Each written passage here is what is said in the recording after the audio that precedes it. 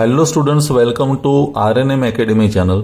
Students, आज का video BME means basic mechanical engineering subject में जो एक चैप्टर है हीट इंजिन्स, वो हीट इंजिन्स का ये पार्ट नंबर 5 वीडियो है।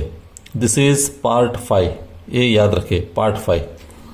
पहले 4 पार्ट्स प्लेलिस्ट पर अवेलेबल है, पार्ट 1, पार्ट 2, पार्ट 3, पार्ट 4, और अभी ये वीडियो पार्ट नंबर 5 है।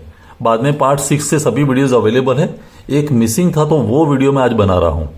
अभी पार्ट 5 की बात करते हैं तो उसके पहले पार्ट 4 देखना पड़ेगा। पार्ट 4 में मैंने कार्नोट वेपर साइकिल डिस्क्राइब किया है और उसके रिलेटेड न्यूमेरिकल्स हमने लिए हैं।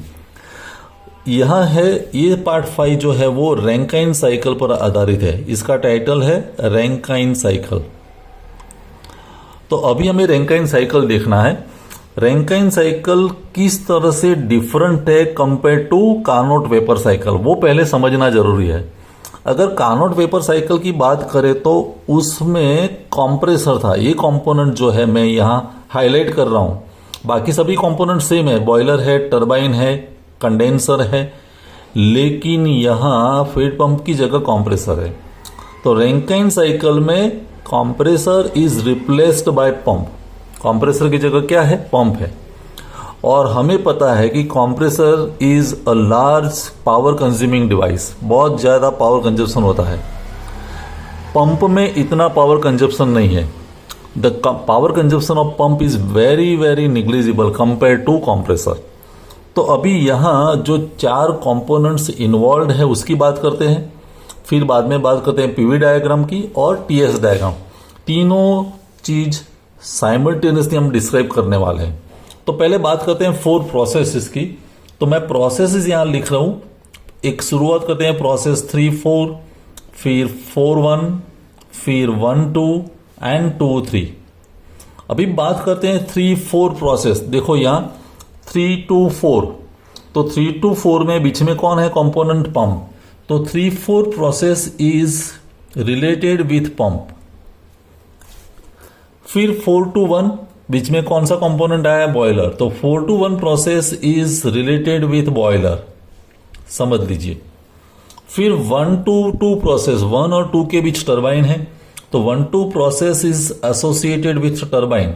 Turbine means steam turbine. And 2-3 process बीच में है कंडेंसर, तो वो प्रोसेस रिलेटेड है विथ कंडेंसर। तो ये 4 कंपोनेंट के रिलेटेड चारों प्रोसेस है, पंप, बॉयलर, टरबाइन और कंडेंसर। अभी बात करते हैं पहला कंपोनेंट 3-4। देखो तीनों डायग्राम आपको ड्रॉ करने पड़ेंगे एग्जामिनेशन में, और इसके रेफरेंस में मैं यहां ही डिस्क्राइब कर रहा हूं, क्योंकि अगर अलग पेज पर मैं डिस्क्रिप्शन देने वाला हूं तो ये तीनों डायग्राम अवेलेबल नहीं होंगे। तो यहां पहले समझ लेते हैं। मैं बात करता हूं पहले प्रोसेस 3-4 की। पंप में होता क्या है? तो 3-4 प्रोसेस, 3 पॉइंट मीन्स यहां से ये डायरेक्शन है। अभी 3-4 प्रोसेस क्या है वो समझ लेते हैं। 3-4 में इनपुट में क्या है? 3-4 की बात करें तो कंडेंसर में से जो पानी मिलने वाला है, क्योंकि स्टीम टरबाइन में एक्सपांशन होगा, उसको कंप्लीटली वाटर में कन्वर्ट करता है कंडेंसर। तो यहां जो कंप्लीट लिक्विड में कन्वर्जन होता है तो उसको हैंडल करने के लिए पंप की रिक्वायरमेंट है। अगर पुराना जो प्रीवियस टॉपिक में जो कार्नोट वेपर साइकिल है तो वहां कंप्रेसर था, क्योंकि वहां वेपर था। यहां वेपर नहीं रहता आइडियल कंडीशन में। यहां कंप्लीटली जो स्टीम है वो वाटर में कन्वर्ट हो जाती है, मीन्स फेज चेंज हो जाता है। और प्योर वाटर है तो वाटर को हैंडल करने के लिए पंप चाहिए, और पंप का पावर कंजप्शन बहुत ही कम है। तो यहां इनपुट कंडीशन की बात करें तो उसमें प्रेशर बहुत ही कम है पानी का। एट लोअर प्रेशर पानी मिलता है, और उस प्रेशर को हम इंक्रीज करते हैं टू P1। ये प्रेशर, लो प्रेशर पर जो पानी मिलने वाला है उसको प्रेशर बढ़ाने के लिए पंप की रिक्वायरमेंट, तो प्रेशर इज इंक्रीज्ड। और ये आइसेंट्रोपिक प्रोसेस है। पंप की जो प्रोसेस है वो कैसी है? Isentropic. Isentropic means heat transfer is 0, heat transfer होती नहीं है, और प्रेशर P2 से बढ़कर P1 हो जाता है। तो पंप का जो वर्क है उसका अगर मुझे इक्वेशन लिखना है WP, तो WP is equal to HF4 minus HF3। अभी इक्वेशन समझ लेते हैं। पंप का प्रेशर यहां मीन्स S3 और ये H4, कौन सा प्रेशर ज्यादा? H4 means प्री4। यहाँ जो आउटलेट पर प्रेशर ज्यादा मिलता है तो उसकी एंथैल्पी बढ़ती है, तो हायर एंथैल्पी में से लोअर एंथैल्पी हम सब्सट्रैक्ट करते हैं। तो पॉइंट नंबर 4 पर एंथैल्पी ज्यादा है HF4, F4 फ्लूइड, क्योंकि वो भी यहां भी फ्लूइड है, यहां भी फ्लूइड है, लिक्विड था बाद में भी लिक्विड है। तो higher enthalpy means enthalpy at point number 4 minus enthalpy at point number 3, ये दोनों का डिफरेंस जो होगा वो हमें WP मिलेगा। अभी बात करते हैं PV डायग्राम में। तो प्रोसेस 3-4 कहाँ है? ये 3 and 4। अभी ये जो कर्व जो बेल शेप जैसा दिखता है आपको, तो ये साइड जो है वो लिक्विड लाइन कहते हैं, राइट साइड है वो सैचुरेशन लाइन है, मीन्स गैस टाइप लाइन है, वेपर लाइन। तो point number 3 means liquid line पर है, मीन्स यहां कंप्लीट लिक्विड में कन्वर्ट हो गया है, मीन्स वाटर इज अवेलेबल, और वाटर को सीधा प्रेशर बढ़ाते हैं पॉइंट नंबर 4 तक। मीन्स आप देख सकते हैं P4 pressure is more than P3, तो ये जो प्रेशर राइज होता है वो पंप की वजह से होता है। तो 3-4 process is shown on PV diagram. अभी वही प्रोसेस TS डायग्राम में देखते हैं, टेम्परेचर एंट्रोपी डायग्राम। तो 3 पॉइंट कहां पर है? लिक्विड लाइन पर, और 3 से 4 तक इतना मीन्स टेम्परेचर ज्यादा नहीं बढ़ता है, तो लोएस्ट वर्क इज डन, क्योंकि ये जितना सेगमेंट छोटा है उतना पंप वर्क कम होगा। पंप को चलाने के लिए एनर्जी चाहिए, इलेक्ट्रिकल एनर्जी, वो एनर्जी कम रहेगी। तो इतनी ही एनर्जी कंज्यूम होती है कंपेयर टू कंप्रेसर। तो 3 और 4 प्रोसेस यहां भी दिखा है। 3 लिक्विड लाइन था, वहां से प्रेशर बढ़ा तो थोड़ा सा हल्का सा टेम्परेचर बढ़ता है, लेकिन ये 3-4 प्रोसेस है। I hope it is clear. पहली प्रोसेस क्लियर होगी। 3-4 प्रोसेस पंप के साथ है। अभी पंप में से प्रेशर जो बढ़ा है और वो पानी जिसको हम फीड वाटर कहते हैं वो एंटर होता है बॉयलर में। बॉयलर में हम क्या करते हैं? फ्यूल बर्निंग करते हैं, और फ्यूल की जो हीट एनर्जी है वो वाटर को मिलती है, और वो वाटर कन्वर्ट होता है स्टीम में, और स्टीम जो अवेलेबल है वो हाई प्रेशर और टेम्परेचर पर मिलती है, उसको हम सप्लाई करते हैं टरबाइन में। तो बॉयलर का फंक्शन समझ लेते हैं। यहाँ हीट हमने सप्लाई की, हीट को हम सप्लाई को कहते हैं Q1, heat supplied is Q1। अभी बॉयलर की बात यहां करें तो प्रेशर PV डायग्राम में 4 से 4' एंड 4' to 1। अभी हम 1 पॉइंट को ही ध्यान में लेते हैं। 4 से 2 सेगमेंट में है बॉयलर की process, 2 process, 4 to 4' plus 4' to 1। अभी 4 to 4' प्रोसेस क्या है वो समझ लें, और 4' to 1 क्या है वो समझ लें। बॉयलर में जो पानी एंटर हुआ उसका टेम्परेचर बढ़ता है, लेकिन 2 तरह से, क्योंकि हम वाटर को कन्वर्ट करते हैं स्टीम में। Water is converted to steam. मान लो कि वाटर अवेलेबल है, कोई टेम्परेचर समझ लो कि वो है टेम्परेचर 70 डिग्री सेंटीग्रेड। तो जैसे जैसे आपने हीट सप्लाई की 70 degree is converted to 100 degree centigrade, और वो सैचुरेशन टेम्परेचर है। फिर 100 डिग्री के बाद टेम्परेचर बढ़ने वाला नहीं है, लेकिन स्टीम का क्वालिटी चेंज होगा। वेट स्टीम होगा, फिर ड्राई सैचुरेटेड स्टीम होगा, फिर सुपर हीटेड स्टीम होगा। तो 70 से 100 तक जहां टेम्परेचर राइज हुआ उस हीट को हम कहते हैं सेंसिबल हीट। उसको क्या कहते? Sensible heat. और बाद में टेम्परेचर कांस्टेंट रहता है लेकिन फेज चेंज होता है, उसको हम कहते हैं लेटेंट हीट। तो 2 प्रकार की हीट सप्लाई होती है। तो 4 to 4' है वो सेंसिबल हीट है, जहां टेम्परेचर राइज होता है, फेज बदलता नहीं है, मीन्स वाटर ही रहता है, लेकिन वाटर का टेम्परेचर बढ़ता है, वो सेंसिबल हीट। और वही प्रोसेस मैंने यहाँ TS डायग्राम में भी दिखाई है, 4 to 4' आप देख सकते हैं। टेम्परेचर 4 पर इतना था, 4 पर यहां बढ़ा, तो टेम्परेचर बढ़ा, means 4 to 4' is sensible heat. और 4 से 1 जहां टेम्परेचर कांस्टेंट रहता है, 4 to 1 हीट सप्लाइड हुआ, जहां फेज चेंज हुआ, लिक्विड था उसका कन्वर्जन हो गया स्टीम में।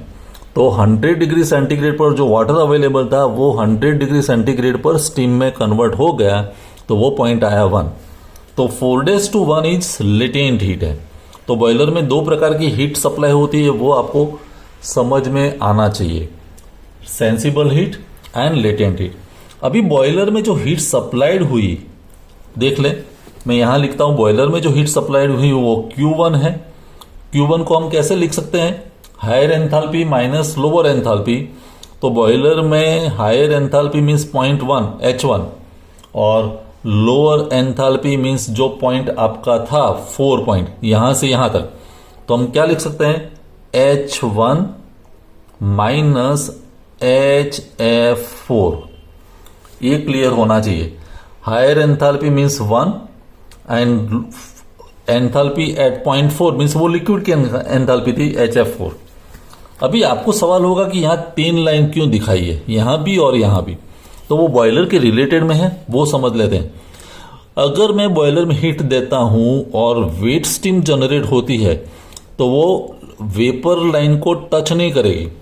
अगर 100% वो स्टीम में कन्वर्ट हुआ तो 0.1 मिलेगा सैचुरेशन लाइन पर, लेकिन थोड़ा भी अगर वाटर पार्टिकल्स है तो वो 0.1 डैश है, मीन्स अंदर आएगा, और अंदर आता है तो 4-1 डैश वो वेट स्टीम कहलाएगी।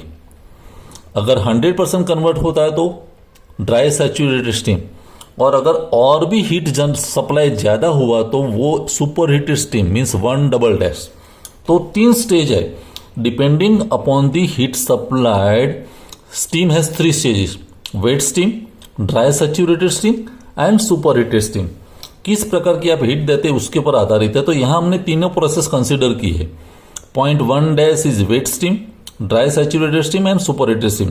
हम कैलकुलेशन के लिए अभी ड्राई सैचुरेटेड स्टीम ही लेते हैं H1। तो H1 माइनस HF4 ये इक्वेशन रहेगा बॉयलर के लिए। सेम चीज यहां भी 1 to 2 dry saturated steam, 1 dash 2 dash wet steam के लिए है, और ये है सुपर हीटेड स्टीम के लिए। ये बात हुई बॉयलर के लिए। अभी बात करते हैं टरबाइन में। ये जो high pressure and high temperature steam generate हुई वो टरबाइन में एक्सपांड होगी, और टरबाइन हमें पता है कि पावर प्रोड्यूसिंग डिवाइस है, तो turbine means work is generated, turbine work output की तरह बाहर निकलेगा, तो टरबाइन वर्क होगा। और वही प्रोसेस हमने यहां भी दिखा दी पीवी डायग्राम में। पीवी डायग्राम में प्रोसेस है 1 to 2, आप देख सकते हैं 1 से सीधा एक्सपांसन 2 तक। प्रेशर ड्रॉप हो गया, यहां हायर प्रेशर था, यहां प्रेशर कम हो गया 2। और वहीं प्रोसेस टेम्परेचर एंट्रोपी डायग्राम पर यहां 1 पॉइंट था, वहां से सीधा कांस्टेंट एंट्रोपी पर एक्सपांसन हो गया 2 पॉइंट तक। अगर स्टेज स्टीम का सुपर हीटेड है तो वहां यहां से एक्सपांसन होगा, वेस्ट स्टीम होगा तो यहां से एक्सपांसन होगा, depending upon the state of the steam, लेकिन एक्सपांसन प्रोसेस है। अभी टरबाइन के लिए हम वर्क का इक्वेशन लिखना है W, तो क्या लिखेंगे, higher enthalpy minus lower enthalpy. तो टरबाइन में हायर एंथैल्पी इनपुट पर थी क्योंकि steam at high pressure and temperature, फिर एक्सपांसन के बाद स्टीम का प्रेशर कम हो जाता है, तो इट इज द डिफरेंस क्या H1 minus H2। Higher enthalpy H1 पर थी और वहां से एक्सपांसन होके यहां मिला means H2। T means enthalpy count करते हैं H1 माइनस H2, क्योंकि T इंटू एस तो H होता है, तो H1 माइनस H2 ये इक्वेशन हुआ टरबाइन के लिए। और लास्ट पार्ट जो है वो कंडेंसर। जैसे स्टीम एक्सपांड हो गई, प्रेशर कम हो गया, टेम्परेचर भी कम हो गया, तो वो स्टीम को हम पास करते हैं कंडेंसर में से। अभी कंडेंसर में रोल क्या है कि कूलिंग वाटर हम सप्लाई करते हैं बाहर से इनपुट, और हॉट वाटर बाहर निकलता है। तो कूलिंग वाटर जो है, कोल्ड वाटर जो है, वो स्टीम की लेटेंट हीट एब्सॉर्ब कर लेता है। लेटेंट हीट एब्सॉर्ब करने की वजह से बाहर निकलने वाला पानी गर्म होगा, लेकिन वो जो हीट रिलीज हुई उसकी वजह से जो स्टीम था वो उसका कन्वर्जन हो गया वाटर में, जिसको हम कंडेंसेट बोलते हैं। तो कंडेंसर का रोल टरबाइन में से बाहर निकलने वाली स्टीम को फिर से वाटर में कन्वर्ट करने का है, और वही वाटर फिर सप्लाई होगा फीड पंप में, फिर प्रेशर बढ़ेगा, फिर बॉयलर में सप्लाई होगा, स्टीम जनरेट होगा, टरबाइन में एक्सपांशन होगा, और वैसे ये साइकिल कंटिन्यूअसली रिपीट होता रहता है। अभी बात करते हैं कंडेंसर में। तो कंडेंसर में हीट रिलीज होती है Q2 किस फॉर्म में? कूलिंग वाटर अंदर जाता है, हॉट वाटर बाहर निकलता है, हॉट वाटर बाहर निकलता है मीन्स हीट इज रिलीज। तो हीट कितनी रिलीज हुई, तो वो इक्वेशन में यहां लिख सकता हूं Q2 इज इक्वल टू, आप एंथैल्पी डिफरेंस ले सकते हैं, H2 minus HF3, H2 minus HF3 कहाँ मिलेगा? ए पॉइंट H2 और ए पॉइंट लिक्विड पर मिला means HF3, F stands for fluid, तो H2 माइनस HF3 वो एंथैल्पी डिफरेंस हुआ कंडेंसर के लिए। तो हमारे पास 4 इक्वेशंस आ गए, पंप का इक्वेशन ये, बॉयलर का इक्वेशन ए नंबर 2, ये 1 इक्वेशन, ये टरबाइन का इक्वेशन, और ये कंडेंसर का इक्वेशन। ये 4 इक्वेशंस हमारे पास मिलते हैं। देखिए ये इक्वेशंस है H2 माइनस HF3।